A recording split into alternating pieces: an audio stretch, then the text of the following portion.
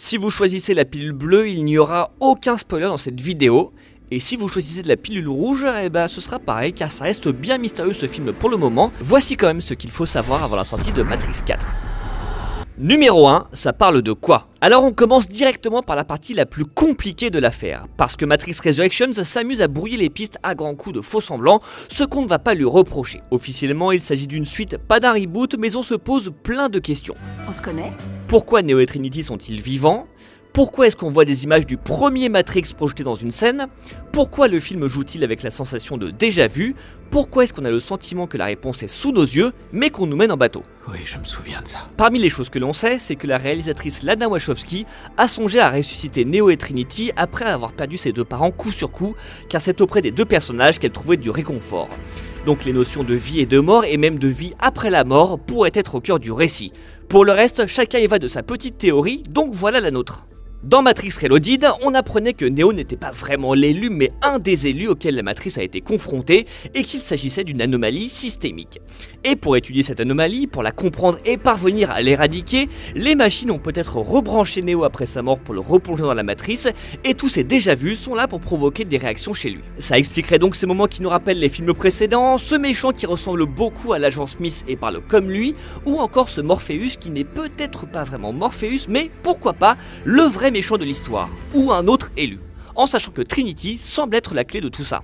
Numéro 2, qui joue dans le film? Ça reste encore compliqué mais un petit peu moins avec le casting qui se divise en deux catégories. Ceux qui ont un pistolet chargé et ceux qui creusent. Alors non, il y a les anciens et les nouveaux. Du côté des anciens évidemment, Keanu Reeves et Carrie-Anne Moss reprennent leur rôle de Neo et Trinity qui étaient pourtant censés être morts à la fin de l'épisode 3. On croise aussi Jada Pinkett Smith alias Niobe, méconnaissable si l'on se fie à son apparition dans la dernière bande-annonce, et même le mérovingien Lambert Wilson qui a également changé de look, comme le prouve cette brève image dans l'un des teasers.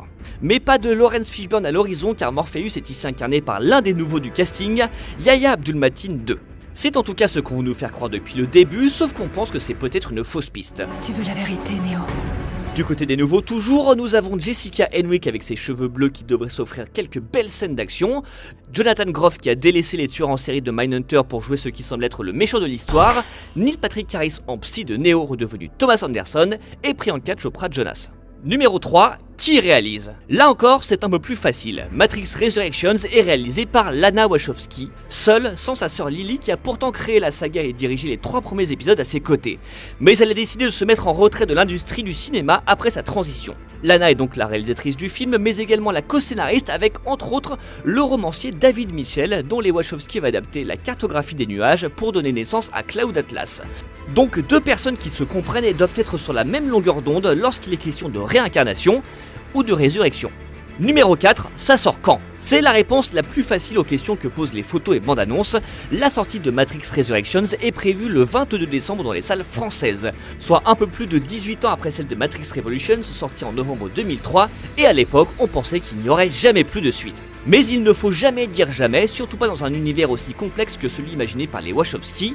D'abord repoussé de plusieurs mois à cause de la pandémie qui a chamboulé le monde du cinéma, le film devait ensuite sortir le 15 décembre, mais Neo a préféré nous faire patienter une semaine de plus pour éviter l'affrontement direct avec Spider-Man. Et ce alors qu'il maîtrise toujours les arts martiaux. Je connais encore le kung-fu. Quoi qu'il en soit, retenez que Matrix est de retour au cinéma, que ça sort le 22 décembre. D'ici là, n'oubliez pas que dans la Matrice, le kung-fu c'est comme le vélo, ça ne s'oublie pas. Allez, salut!